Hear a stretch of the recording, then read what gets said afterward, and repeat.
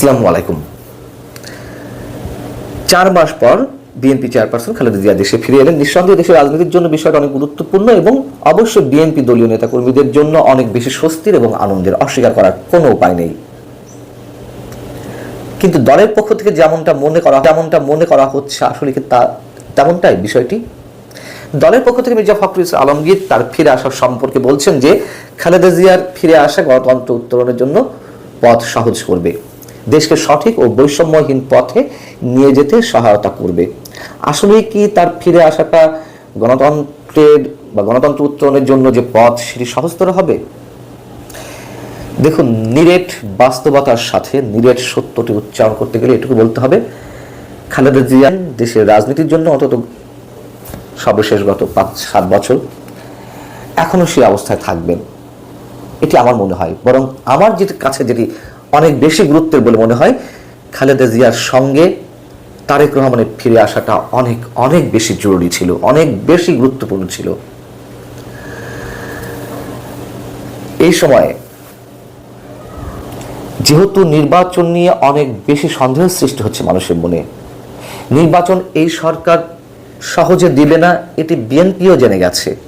BNP যতটা নরম সুরে, যতটা ভালো মন্দ বলে, যত সহজে নির্বাচন আদায় করার চেষ্টা করতে চাচ্ছে ততটা সহজ তো নয়।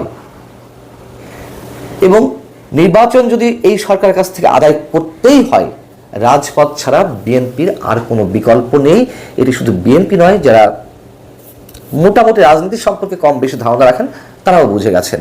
তাহলে তারেক রহমানের ফিরে আসাটা এই জন্য জরুরি ছিল যে তিনি সশরীরে বাংলাদেশে অবস্থান করলে, রাজপথে নামা লাগলে নেতাকর্মীদের মনোবল 1000 গুণ বেড়ে যেত, এটি আমার মনে হয়।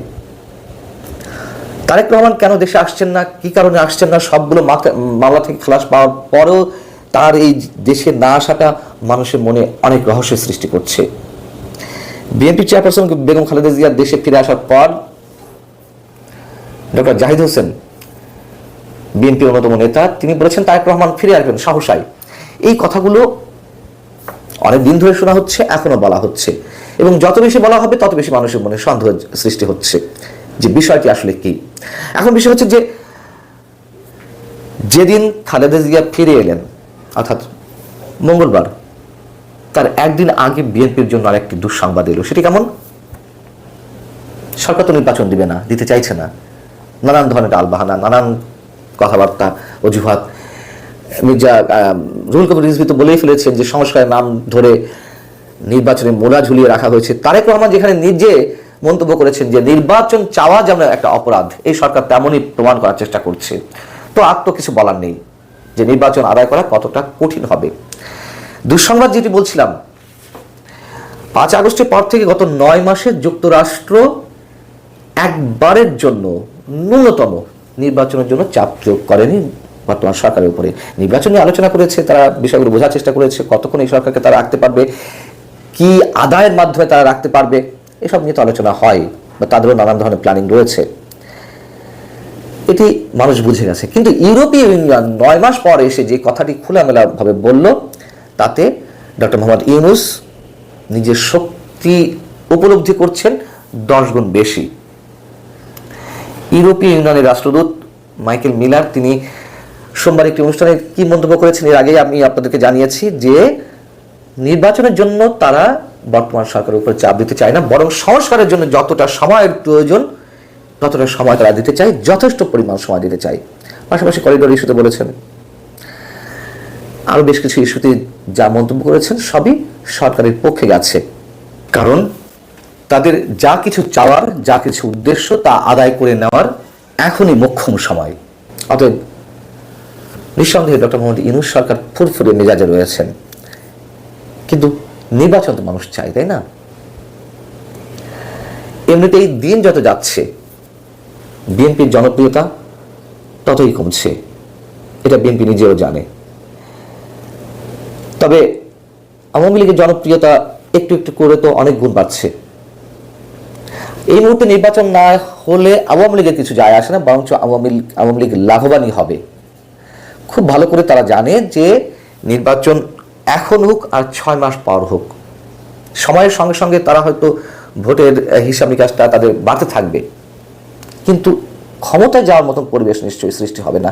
দেখুন, এটি চরম বাস্তবতা। যারা আওয়ামী লীগের সমর্থক তারা বলবেন যে এই মুহূর্তে নির্বাচন হলে আওয়ামী লীগ ক্ষমতায় যাবে, এগুলো তারা বলতেই পারেন। কিন্তু রাজনৈতিক সমীকরণে আমারও অন্তত মনে হয় যে আওয়ামী লীগ ক্ষমতায় যাওয়ার মতন পরিবেশ এখনো পর্যন্ত তৈরি হয়নি, আরো অনেক সময়ের প্রয়োজন। সেই দিক থেকে নির্বাচন এখন হলেও নির্বাচন 6 মাস 1 বছর পর হলেও আওয়ামী লীগের জন্য একই ফল তা নয়, বরং আসন কিছুটা বাড়তে পারে। আওয়ামী লীগ রাজনীতি ঘুরে দাঁড়াবে, এটা আগেও বলেছি, এখনো বলছি। অতি অল্প সময়ের মধ্যেই তারা হয়তো শক্ত অবস্থান নিয়ে নিতে পারে, সেই সম্ভাবনাও আছে। কিন্তু বিএনপির জনপ্রিয়তা যে কমছে, আওয়ামী লীগের জনপ্রিয়তা একটু করে বাড়ার সাথে সাথে, আর আওয়ামী লীগের জনপ্রিয়তা কেন বাড়ছে সেটাও আমরা জানি।